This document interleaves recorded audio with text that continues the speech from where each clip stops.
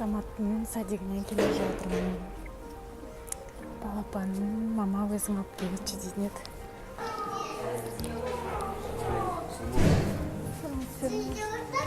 Азамат көріп қойды.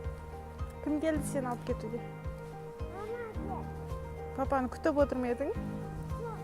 Маманы күтіп отырдым. Мамасын күтіп отырған, е? Көз, кәдімгі көз.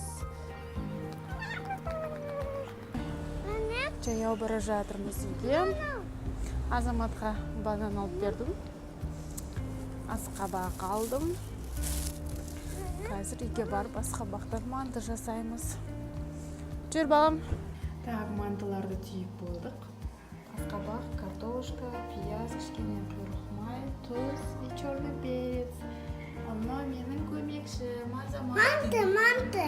Манты істеп өтсің бе сен? Манты тіктім. Манты.